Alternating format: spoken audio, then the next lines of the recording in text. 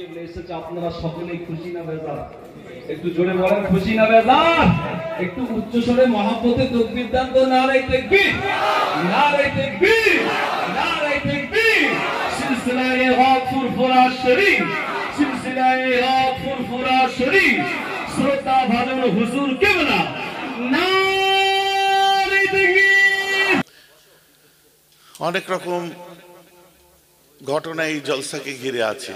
তো যাই হোক, শেষ পর্যন্ত আপনাদের এখানে পৌঁছালাম। কদিন খুব কাটাকাটি চলছে, আপনারা নিশ্চয়ই সোশ্যাল মিডিয়ার মধ্যে দিয়ে দেখতে পাচ্ছেন।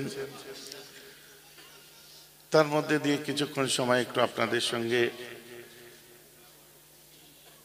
কাটাবো, তাই জন্যই আসা। আমি সেদিন থেকে প্রতিবাদ করে এসেছি, স্যার উইলিয়াম মুর আমার রাসূলের সম্পর্কে কটূক্তি করেছে, আবার সেই আমার রাসূল সম্পর্কে যখন ভালো ভালো কথা বলেছে সেই বক্তব্য আমি দিয়েছি। আজ থেকে 15-16 বছর আগে করার কথা চিন্তা করুন।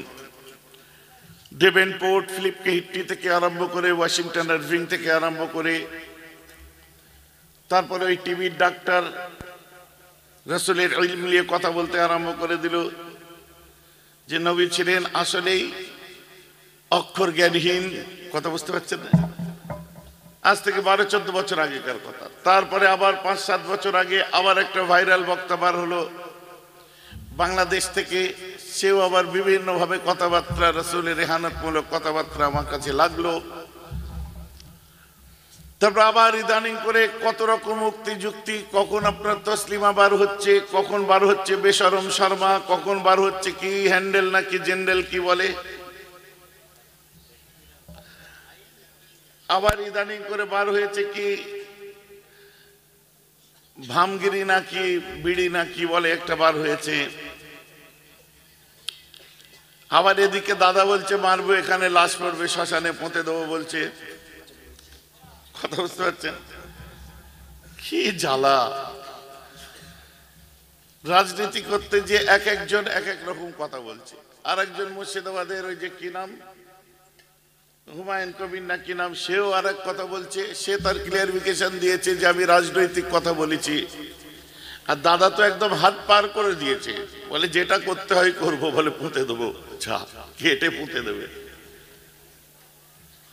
চিন্তা করুন তো, ঐতিহ্যের বাংলা, হিন্দু মুসলমানের সম্প্রীতির বাংলা, এ বাংলা হচ্ছে নারায়ণ ভক্ত লাল সালুর বাংলা, যে বাংলায় শুয়ে আছে আল্লামা রুহুল আমিন রাহমাতুল্লাহ, যে বাংলায় শুয়ে আছে মুজাদ্দেদ জামান দাদা হুজুর পীর কেবলা, যে বাংলা হচ্ছে বিবেকানন্দর বাংলা, যে বাংলা হচ্ছে রামকৃষ্ণ পরমহংসদেবের বাংলা, যে বাংলায় আছে বাবা তারকনাথের মন্দির, যে বাংলায় আছে সারদা মায়ের আতুর ঘর, যে বাংলায় আছে কিছু দূরে চলে যান চাকলা লোকনাথ মন্দির, সম্প্রীতির বাংলা, যে বাংলায় আছে ব্যান্ডেল চার্চ।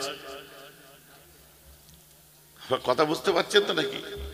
সেই বাংলার মানুষেরা রাজনীতিবিদদের কাছে যদি ধর্ম শেখে, তাহলে বিবেকানন্দ শ্রম গেল কোথায়? সেই বাংলার মানুষেরা যদি লাদেনপন্থীদের কাছ থেকে ট্রেন্ড হয়, উগ্রবাদী মানসিকতা নিয়ে আসে, তাহলে আমার আল্লামা রুহুল আমিন হুজুরের শ্রম গেল কোথায়? যে বাংলার এক কথায় আমি এত কিছু বলতে চাই না, বাংলার মুসলমান হিন্দু একে অপরের পরিপূরক হয়ে সারা জীবন বেঁচেছে।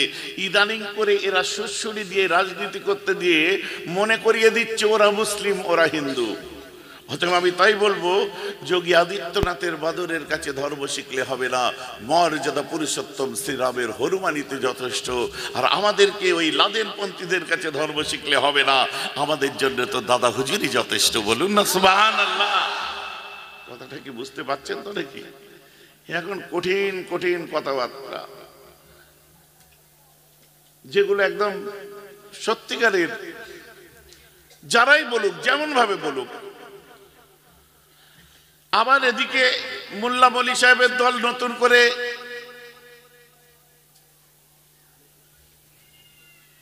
এবারত পড়া শিখেছে, হাদিস পড়া শিখেছে, কোরআন পড়তে শিখেছে।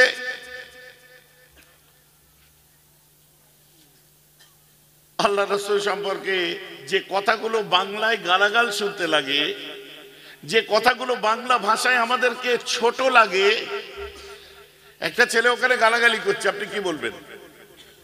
ওই সব গোমূর্খ, ইলিটারেট, স্টুপিড বলবেন কি বলবেন না? নিরক্ষর। আর গুগল ডিকশনারি খুলে দেখুন নিরক্ষর কথার অর্থ কি লিখছে, গোমূর্খ। নিরক্ষর কথার ইংরেজিতে ভার্সন কি দিচ্ছে, বারবারিয়ান। কি ভাষা দিচ্ছে, স্টুপিড। কি ভাষা দিচ্ছে, ইলিটারেট। কি ভাষা দিচ্ছে, গোমূর্খ। গুগল ডিকশনারি খুলুন। এইসব ভাষাগুলো সূক্ষ্ম কথার মার প্যাচে আল্লাহ কোরআন পাকে আমার রাসূলকে উম্মি বলেছিলেন। এই উম্মি কথাকে তুলে এনে আমার রাসূলকে উম্মি শব্দের অর্থ এই বাংলা ভাষায় যেটা শুনলে নবী ক্ষেত্রে যায় না, রাসূলের সঙ্গে বেমানান, ডিকশনারি করে সেই মানেগুলো যখন রাসূলের ক্ষেত্রে লাগানো হচ্ছে, তখনই কিন্তু আলেম ওলামারা চিৎকার করে উঠছে, রাসূলের আশিকরা চিৎকার করে উঠছে। কারণ এই ভাষা তো আমি আমার বাপের কাছে শুনেছি, দাদুর কাছে শুনেছি। আর তারা জাতা মানুষ ছিলেন না, তারা আলেম ছিলেন, মুহাদ্দিস ছিলেন। সারা পৃথিবীর বুকে তাদের একটা পেহচান আছে। বাইরের বাগানে ঘাস খাচ্ছেন খান, কিন্তু যে ঘাসটা খাচ্ছেন নিজের বাপকে দেখিয়ে দিন, নিজের আব্বাকে শোনান। এখন যদি বলেন আমার আব্বার তো ভাবে বলার মতো কোনো অসুবিধা হতে পারে, আরেকজন কেউ আছে তাকে শোনান যে কথাগুলো রাসূলের শানে যায় কিনা। এই যে আমার কথা বুঝতে পারছেন তো দেখি? এই সব সমস্যার মধ্যে দিয়ে দেখলাম যে না, একবার ময়দানে নামি। আবার সপ্তাহে 3 দিন জলসা করতাম, এখন টানা চলছে। না ঘুম ঠিক মতো, না খাওয়া। আর আল্লাহর রহমত দেখেন, শরীরও আল্লাহ ঠিক রেখে দিয়েছে। সব আল্লাহর রহমত।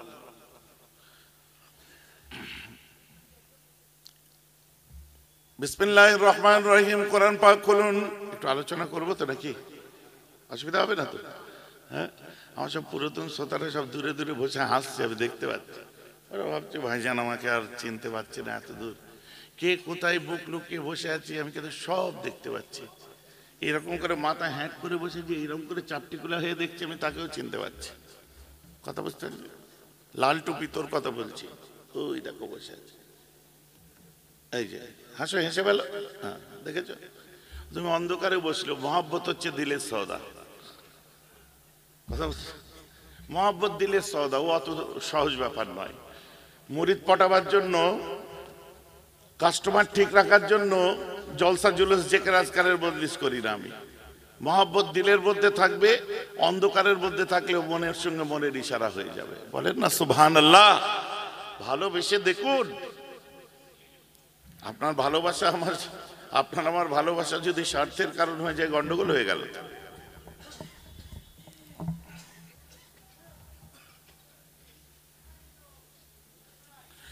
আমার আল্লাহ কোরআন পাকের মধ্যে লিখছেন, কেন ওয়াজাদাকা দাল্লান ফাহাদা।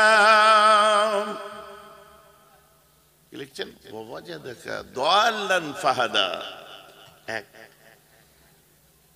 এর অর্থ কি জানেন? ডিকশনারি খুলে দেখুন। ওই মৌলী সাহেব মৌলানা মোল্লাগুলোকে বলি, যারা বাইরের ঘাটের পানি খেয়ে আমাদের মুখালিফগুলোকে খুশি করছে, আর তারাই তাদের ভিডিওতে এসে কমেন্ট করছে, বলে দিন পরিষ্কার আমি ওদের মতো হয়ে গেছি। পরে সাফাই দিতে আসবেন না যে আমি দাদা হুজুর 5 হুজুরের মতো আছি। বুঝতে পারছেন না? দাল্লান কথাটা যদি পড়ালেখা একটু শেখেন তো ডিকশনারিতে ফেলুন, লোগাত খুলুন। আর লিসানুল আরব থেকে আরম্ভ করে যত লোগাতের কিতাব আছে, দাল্লান কথার অর্থ কি? দাল্লান কথার অর্থ হচ্ছে গুমরাহ, পথভ্রষ্ট। আল্লাহ আমার রাসূলের ক্ষেত্রে বললেন, ওয়াজাদাকা দাল্লান ফাহাদা, আপনাকে পেয়েছি। দাল্লান মানে একদম না। কথাটা বুঝতে পারছেন তো নাকি? চলুন আরেকটু এগিয়ে যান। আমার আল্লাহ কোরআন পাকের মধ্যে খোদা নিজের জন্য কি বলছেন? আমাকারু আমাকারাল্লাহু আল্লাহু খায়রুল মাকিরিন। আল্লাহ বলছেন, ধোঁকাবাজ তোমরা ধোঁকাবাজি করো, কিন্তু তোমরা ধোঁকাবাজি করবে আল্লাহু খায়রুল মাকিরিন, আল্লাহ হচ্ছে সব থেকে বেহতর, পৃথিবীর শ্রেষ্ঠ। যাবে বলা কথাটা আমার বুঝতে পারছেন? মাকেরিন মানে সমস্ত ধোঁকাবাজদের থেকে অনেক বড় ধোঁকাবাজকে খায়রুল মাকেরিন বলে।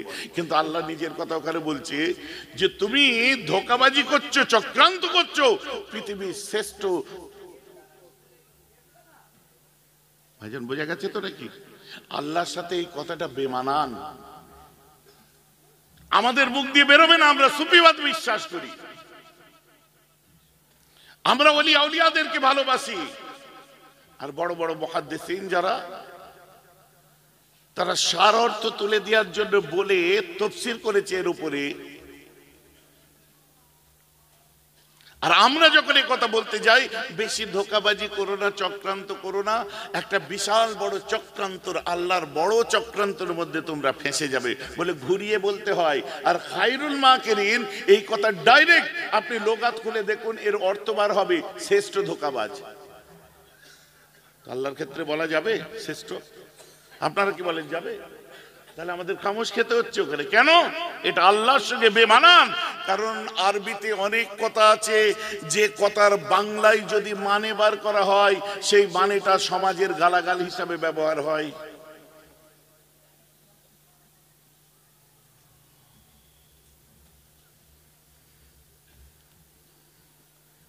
কথা বল, বুঝতে পারছেন? আমার আল্লাহ কোরআনে বলছেন, হুয়াল্লাযী জাআলা ফিল উম্মিয়িনা রাসূলাম মিনহুম ইয়াতলু আলাইহিম আয়াতিনা ওয়া ইউযাক্কিহিম ওয়া ইউআল্লিমুহুমুল কিতাবা ওয়াল হিকমা। আল্লাহ কোরআন পাকের মধ্যে বলে দিলেন, তোমাদের ওদের মধ্যে আমি আপনার উম্মীদের মধ্যে আমি পাঠিয়েছি। কি? হুয়াল্লাযী, ওই ব্যক্তি, আল্লাযী যে, জাআলা ফিল উম্মিয়িনা হয়ে এসেছে উম্মীদের জন্য, রাসূলাম মিনহুম যিনি তোমাদের মধ্যে রাসূল। এবার রাসূলকে বলছেন, কথা বলছেন, যিনি ওদের জন্য রাসূল, এনার দায়িত্ব কি? ইয়াতলু আলাইহিম আয়াতিনা, এই হাবিব ওদের কাছে আপনি আমার আয়াতগুলোকে তেলাওয়াত করুন। বলুন না সুবহানাল্লাহ। তেলাওয়াত কে করে? যে তেলাওয়াত করতে জানে। তারপরে কি বলছেন? ওয়া ইউযাক্কিহিম, ওদের তাজকিয়ায়ে নফস করান।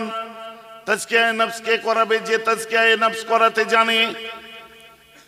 আমার আল্লাহ বলছেন ওয়া ইউআল্লিমুহুমুল কিতাবা, ওদেরকে তুমি কিতাবের জ্ঞান দাও, তালিম দাও। তালিম কে দেয়? যে জ্ঞানী আলেম হয়, তাই তো নাকি? ওয়াল হিকমা, হিকমতের জ্ঞান দাও, এবং হিকমতের জ্ঞান দাও। আমার আল্লাহ কোরআন পাকের মধ্যে বলে দিচ্ছেন যে তোমাদের মধ্যে আমি একজন রাসূল পাঠিয়েছি। আল্লাযীনা ইয়াত্তাবিউনাল রাসূলান নাবিয়াল উম্মি, তোমাদের মধ্যে যে ব্যক্তির ইত্তেবা করবে কে সে? আর রাসূল, তিনি রাসূল। আর নবী, তিনি নবী। আল উম্মি, তিনি হচ্ছেন উম্মি। এই উম্মি কথার অনেক অর্থ আছে, অনেক। উম্মি জড়কে বলা হয়, উম্মি যেখান থেকে সব ফোটে সেই জায়গাকে বলা হয়। উম্মি মাকে বলা হয় যার পেট থেকে সন্তান হয়। কথা বুঝতে পারছেন না?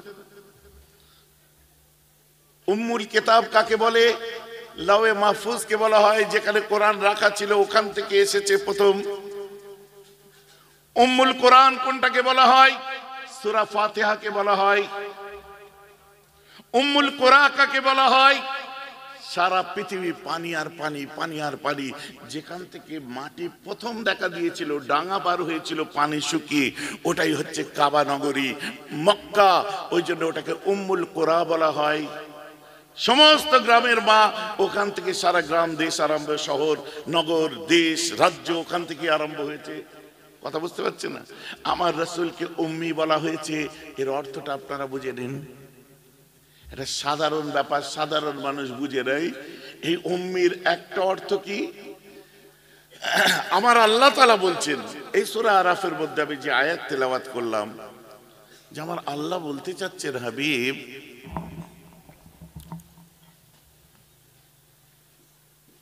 বিগত দিনে অনেক আসমানি কিতাব এসেছে, তাওরাত এসেছে, ইনজিল এসেছে, জবুর এসেছে। এখন ইহুদিরা আল্লাহ রাসূলকে টিটকিরি করে, খ্রিস্টানরা আল্লাহ রাসূলকে টিটকিরি করে, ঈসাইরা টিটকিরি করে, এবং তারা বলতো আমার রাসূলকে কি, যে মোহাম্মদ যে এসেছে সাল্লাল্লাহু আলাইহি ওয়াসাল্লাম, ও তো উম্মিদের মধ্যে এসেছে, আইয়ামে জাহিলিয়াতে এসেছে, অজ্ঞদের মধ্যে এসেছে, মূর্খদের মধ্যে এসেছে। উম্মি কথার অর্থ লা ইয়াকরাউ ওয়া লা ইয়াকতুবু, যে পড়তেন না এবং লিখতেন না। কথা বুঝতে পারেন? যে পড়তেন না লিখতেন না। উম্মি কথার আরেকটা অর্থ ঠিক এইরকম আছে, যে পড়তেন না লিখতেন না, পড়তে পারতেন না, জানতেন না, লিখতে পারতেন না, লিখতে জানতেন না, এমন ব্যাপার নয়। পড়তেন না, কারণ আল্লাহ বলছেন আমি তোমার ডান হাতকে বন্ধ রেখেছি, তোমার ডান হাতকে আমি ক্লোজ করেছি, তোমার লিখার ক্ষমতা আমি বন্ধ রেখেছি। কেন বন্ধ রেখেছে? তার লিখার ক্ষমতা আছে বলেই বন্ধ রেখেছে। যদি না রাখতো খুলেই রাখতেন। জোরে বলেন না সুবহানাল্লাহ। ভাই আমার ওয়াজ বুঝতে পারছেন তো নাকি? ঈমান ঠিক করুন, মজবুত করুন। আজ আমাকে নিয়ে এসেছেন মানে আপনাদের মনের মধ্যে ওই শুধু সুর টান শুনবো চলে যাব আর কটা ঘটনা শুনে চলে যাব না। আমার বক্তব্যের স্টাইল প্রথম থেকে আপনারা জানেন, লজিকের বাইরে আলোচনা হবে না, কিতাবের বাইরে আলোচনা হবে না ইনশাআল্লাহ। তো আমরা দেখতে পাচ্ছি কি, আল্লাহ তার ডান হাত বন্ধ করেছিলেন, ওয়ালা ইয়াকতুবু, এবং সে লিখতেন না, লা ইয়াকরাউ, তিনি পড়তেন না। কথা বুঝতে পারছেন? যে পড়তেন না, যে লিখতেন না, সে পড়তে জানেন না বা লিখতে জানেন না এটা বলবেন না। কেন? আমার আল্লাহ বলছেন যে পৃথিবীর বুকে আমি আল্লাহ আপনাকে সর্বশ্রেষ্ঠ ইলম দান করেছি, আর ফজলুল আজিম, সব থেকে বিখ্যাত পৃথিবীর সেরা ফজলটা, পৃথিবীর সেরা ফজলে রব্বি, ওটা আপনার উপরে আমি দিয়েছি। জোরে বলুন সুবহানাল্লাহ। কথা বোঝা যাচ্ছে তো নাকি? আমার রাসূলকে টন করতো, টিটকিরি করতো, আমার রাসূলকে ক্রিটিসাইজ করতো, মোহাম্মদের এই নেই, ওই নেই, অমুক নেই, তমুক নেই, ওদের মুফতি নেই, ওদের মৌলানা নেই, ওদের অমুক নেই, ওদের তমুক নেই, ওদের এই নেই, সেই নেই, অনেক কিছু। আমার রাসূল কোরআন যখন শুনিয়ে দিলেন, ওহী আসতে আরম্ভ হলো, আমার রাসূল তখন কি, যদি জানতো যে আমার নবী লিখতেন বা আমার নবী যদি তখন পড়তেন, তাহলে ওরা বলতো যে মুহাম্মদ সাল্লাল্লাহু আলাইহি ওয়াসাল্লাম রাতের অন্ধকারে তাওরাত ইনজিল লুকিয়ে লুকিয়ে পড়তো আর রাত্রে চুপি চুপি লিখতো। তাই আমার আল্লাহ ঠিক করে দিলেন যে হাবিব, তুমি লিখবেও না, তুমি পড়বেও না, লা ইয়াকরাউ, পড়তে না আর পড়তেন না, ওয়ালা ইয়াকতুব, এবং লিখতেন না। যে লিখতে পড়তে জানেন না তাকেই বলা হয়, যারা আপনারা লিখতেন না পড়তেন না তাকেই বলা হয় উম্মি। লিখতে পড়তে জানতেন না, এটা যারা বলবে তারা হচ্ছে গোমূর্খ। কথা বুঝতে পারছেন না? এখন আমার আল্লাহ কোরআন পাকের মধ্যে বলছেন, হুয়াল্লাযী জাআলা ফিল উম্মিয়িনা রাসূলাম মিনহুম,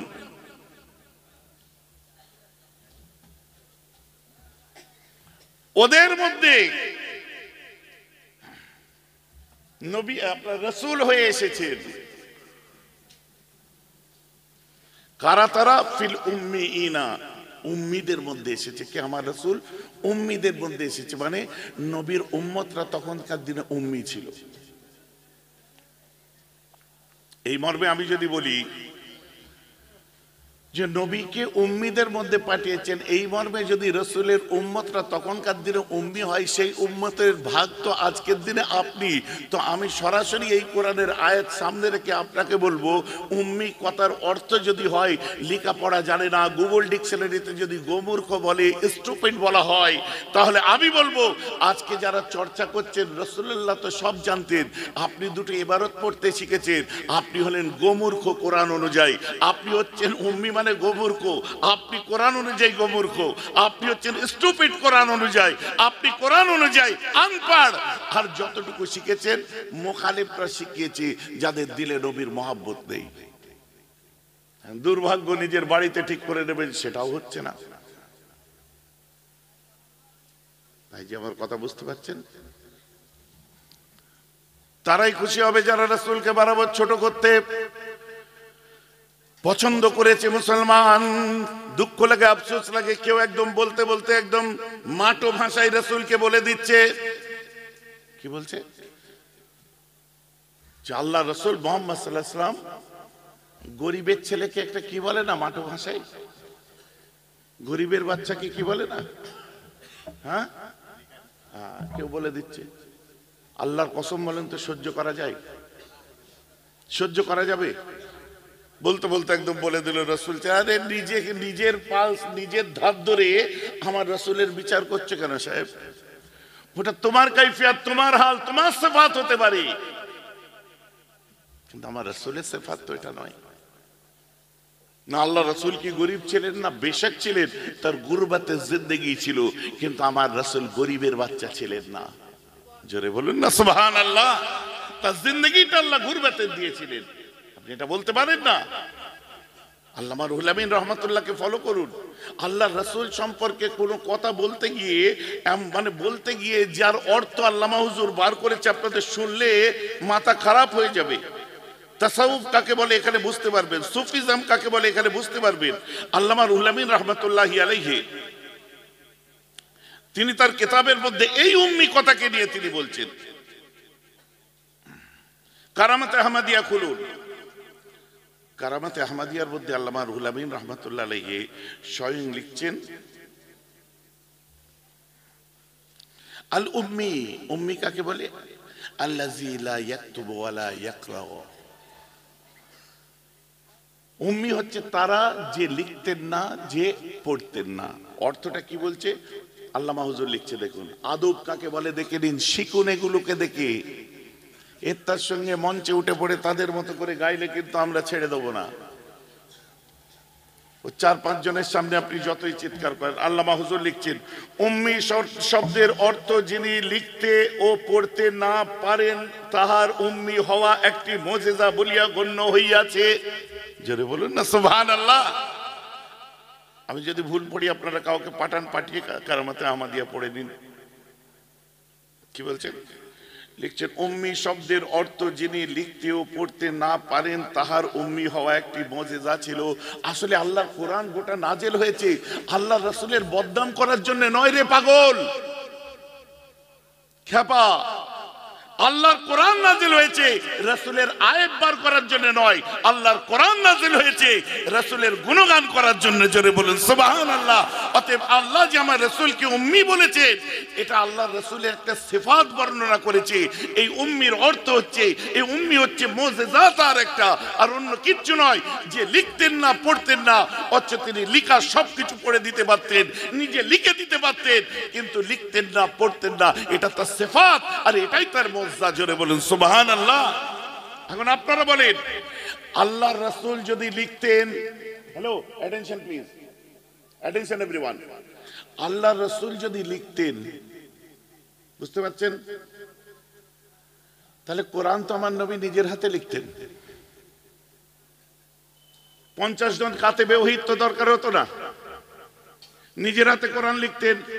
বুকে হাত দিয়ে আল্লাহর কসম করে বলেন, তখন আপনি কোরআনকে সাবধানে রাখতেন, কোরআনকে কোরআন বলে রাখতেন, না আমার রাসূলের হাতের লেখাকে বেশি সম্মান করে রাখতেন?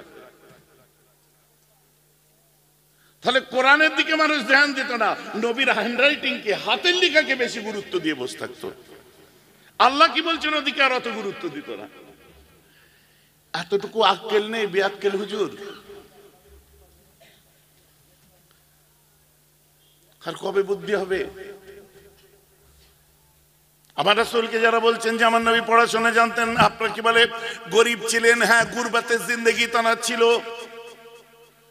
তিনি ছোটবেলায় গুরবাতের জিন্দেগি যাপন করেছেন। কারণ কেন? আল্লাহ ইচ্ছা করলে যাকে রাসূল করবে তাকে কি তার আব্বার মতো, তার দাদুর মতো ধনী রাখতে পারতেন না? বললেন হুজুর রসুলের আব্বা ধরেছিলেন, দাদু ধরেছিলেন। তাহলে একটু শুনুন, সময় আছে তো হাতে? ঘুম পাচ্ছে? হ্যাঁ শুনুন, তাহলে রাত 3টে পর্যন্ত হবে, চলবে? এতক্ষণ চলবে না, এমনি বললাম। শুনুন, বানি ইসরাইল আর বানি ইসমাইল। বানি ইসরাইল, এই দেখুন ইসরায়েলিদের সঙ্গে প্যালেস্টাইনিদের লেগে আছে, ঠিক আছে? বানি ইসরাইল আর বানি ইসমাইল, যত নবী ইব্রাহিম আলাইহিস সালামের পর থেকে, ইসমাইল নবীর পর থেকে, ইসহাক মানে ইসরাইল নবীর পর থেকে যত নবী এসেছে সব বানি ইসরাইলের মধ্যে এসেছে, সব বানি ইসরাইল, সব বানি ইসরাইল। আর সব নবীর মধ্যে একটা নবী ভারী পড়ে যায়, তামাম নবীদের ইমাম হয়ে যায়, সেটা ইসমাইলদের মধ্যে এসেছে, ওটা আমার নবী। জোরে বলুন সুবহানাল্লাহ। একই সৌফে ভারী, তামাম নবীদের ইমাম হয়েছে, একজনই এসেছে ইসমাইলীদের মধ্যে। ইসমাইল আলাইহিস সালামের বড় ছেলের নাম কি? নাবিদ। ইসমাইল নবীর বড় ছেলের নাম নাবিদ, তাই রাসূলের সাহাবাদের টিটকিরি করে বলতো নিপ্তি মুসলমান। তার ছেলের নাম হচ্ছে মাদ ইবনে আদনান। এই মাদ ইবনে আদনানের জামানায় ইয়ামানে দুজন বিখ্যাত মানুষ ছিল, কাহতান আর ইয়ারব। এই ইয়ারবের নাম থেকে আরব নাম হয়েছে, আপত্তি আমাদের তখনও নয়। আল্লাহ রাসূল যে আরবে শুয়ে আছে, ওই আরবের নামটা আমার নবীর নামে হতে পারতো। যেমন আপনার পাড়ায় সামান্য মাদ্রাসা করলে সেই কুরাইশ বংশের মানুষটার নাম দেন কি, তার খলিফাদের নাম দেন, যে কি সিদ্দিকিয়া, মুজাদ্দিদিয়া দেন কি দেন না? তো আরবের নামটা আমাদের দুঃখ হচ্ছে, আমার নবী যে মাটিতে শুয়ে আছে, তো সৌদ বাদশার নাম দিয়ে সৌদি আরব কেন করলে? নবীর নামে আরব করা দরকার ছিল। এটাই আমাদের দুঃখ লাগে, কষ্ট লাগে, আর লাগাটা খুব জায়েজ। আর সেখানকার নীতি নিয়ে চললে চলবে? চলবে না। আমার মুসলমান, মাদ ইবনে আদনানের 9 পুরুষে জন্ম নিয়েছিলেন একজন, তার নাম হচ্ছে গালিব ইবনে ফিহির। গালিব ইবনে ফিহির সে ছিল, তার একটা মনের অদ্ভুত ইচ্ছা ছিল, আমি আত্মহত্যা করব, সুইসাইড করব, জান দিয়ে দেবো, মরে যাব। পাহাড়ের গুহায় গুহায় ঘুরতো যে আমায় বিষাক্ত সাপে কামড়াবে, পাহাড়ি সাপ কামড়াবে আর আমি মরে যাব।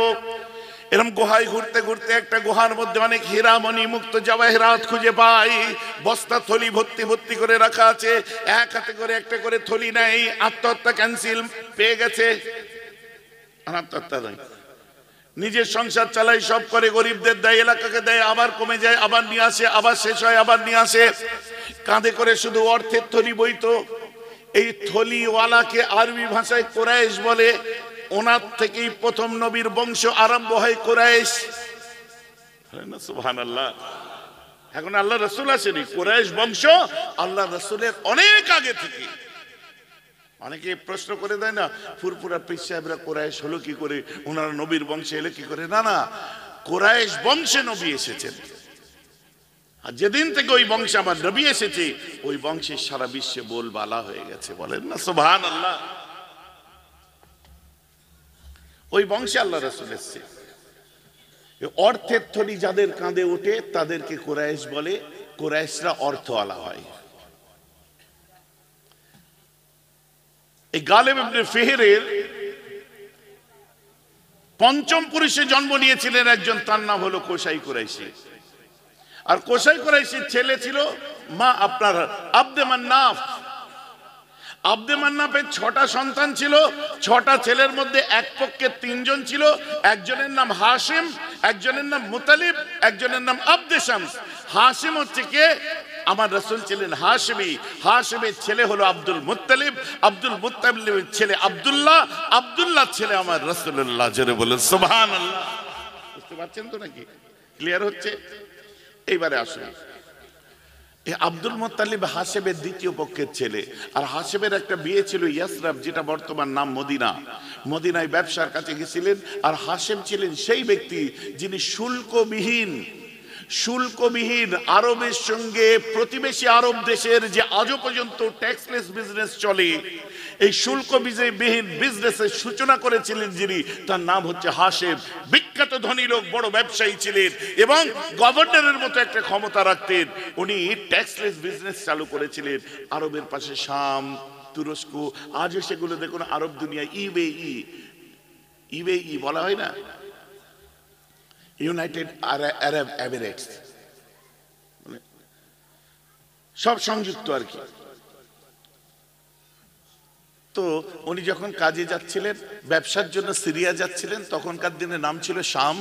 যাওয়ার সময় ইয়াসরাবের কাছে, যে ওনার শরীরটা অসুস্থ লাগে, ইয়াসরাবের কাছে কর্মবে আপনার যাত্রাবিরতি করলেন।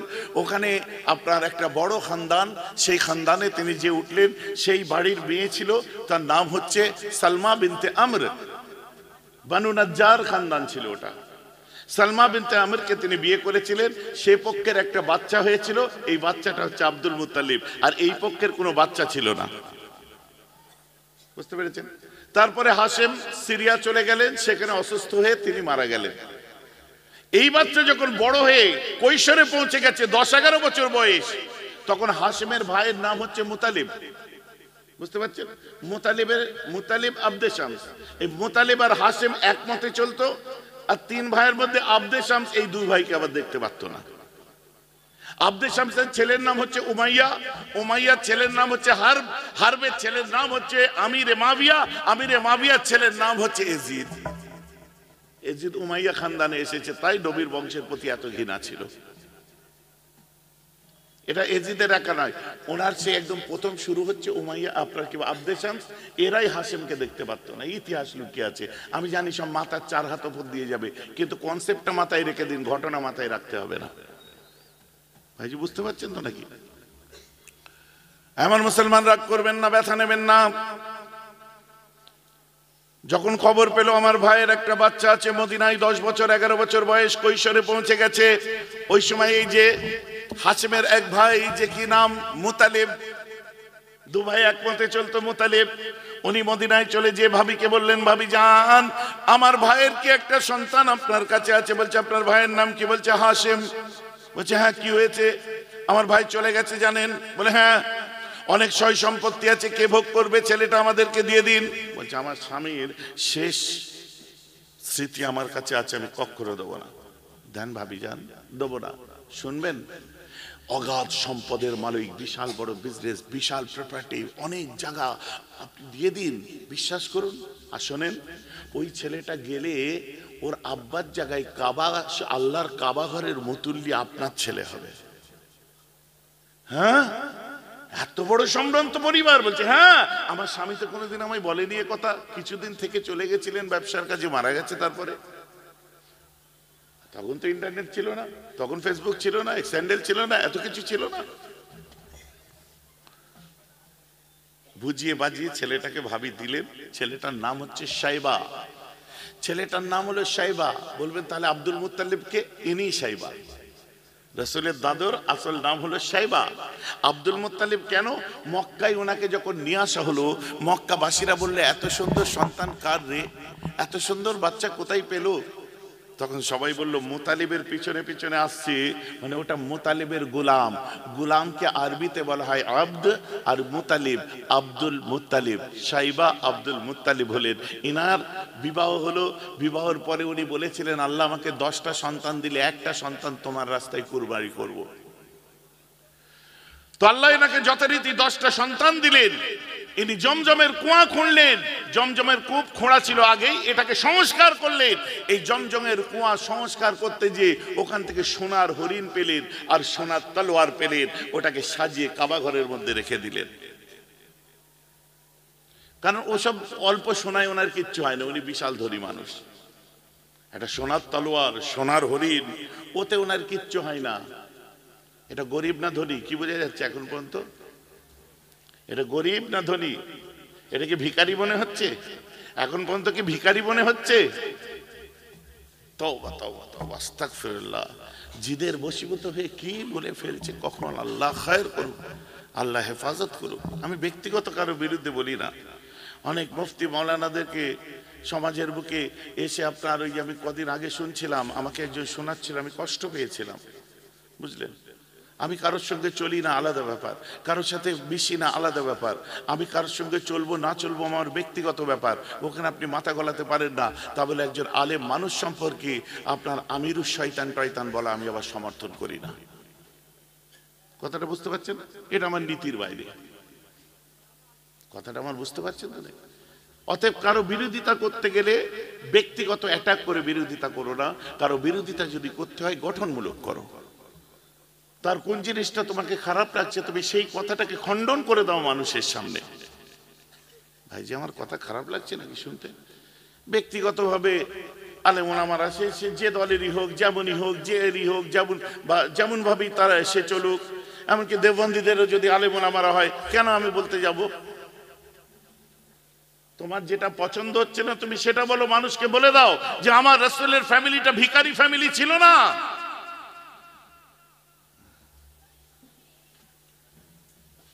কথা বুঝতে পারছেন না?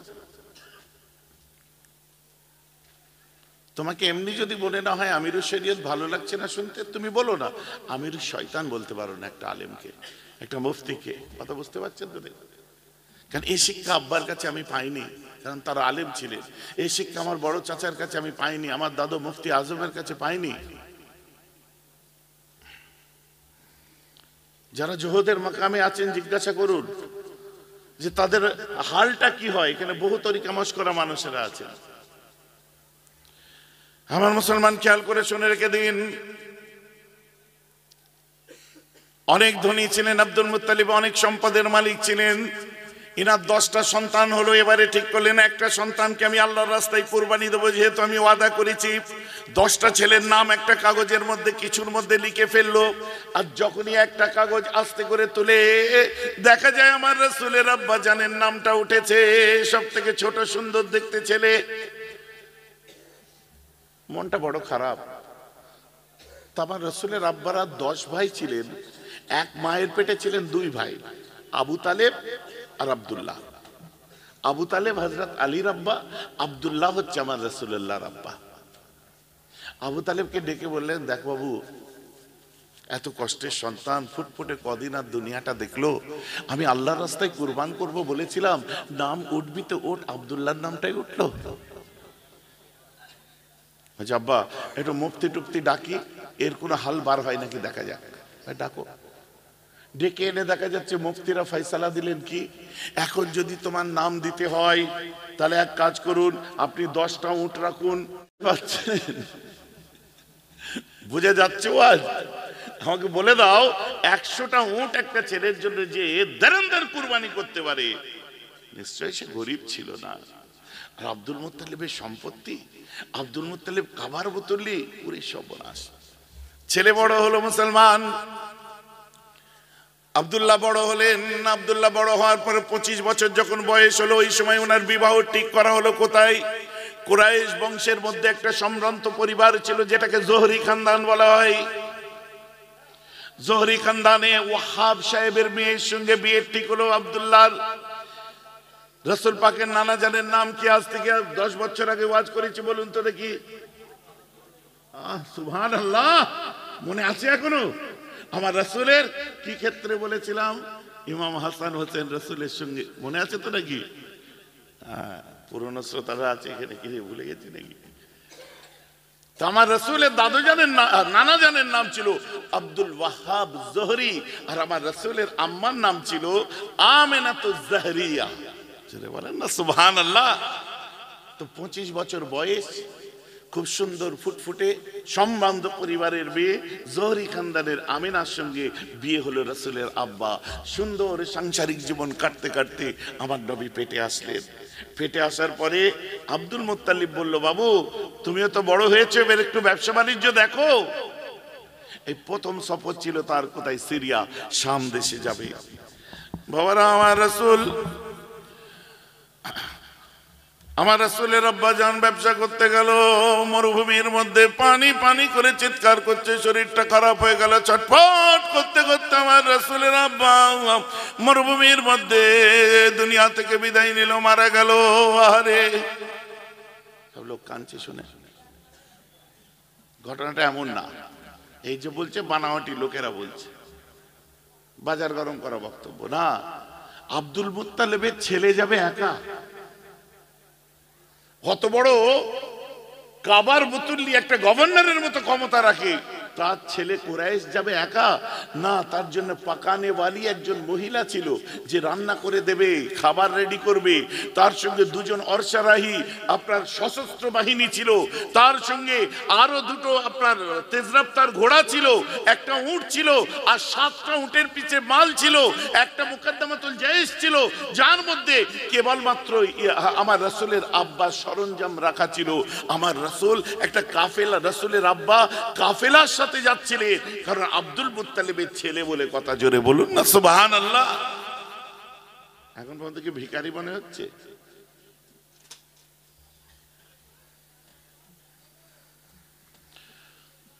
তারপরে আমার রাসূল অসুস্থ হলেন। রাসূলের আব্বার নানার বাড়ি ইয়াসরাবের কাছে। হাশেমের বিয়ে হয়েছিল তো মদিনায়, তাহলে আব্দুল মুত্তালিবের নানার বাড়ি হচ্ছে তো। আপনার আব্দুল্লাহ দাদুর নানার বাড়ি কোথায়? সোজা সেখানে চলে গেলেন। যাওয়ার পরে 2-4 দিন ট্রিটমেন্ট চললো। আমার রাসূলের আব্বা ওই বাড়িতে ইন্তেকাল করেছিলেন, ওই বাড়িতে ইন্তেকাল করেছিলেন আমার রাসূলের আব্বা। আমার রাসূল দুনিয়ার বুকে আসার সময় হয়ে গেছে মুসলমান। আমার রাসূল হাজারো জালালের সঙ্গে দুনিয়ার বুকে তাশরীফ এনেছিলেন 12 রবিউল আউয়াল সোমবার সুবে সাদেকের সময়। কে বলছে 8 রবিউল আউয়াল? এও কিন্তু বিশুদ্ধ মত, প্রসিদ্ধ মত এবং বিশুদ্ধ। 12 রবিউল আউয়াল এও বিশুদ্ধ এবং প্রসিদ্ধ মত।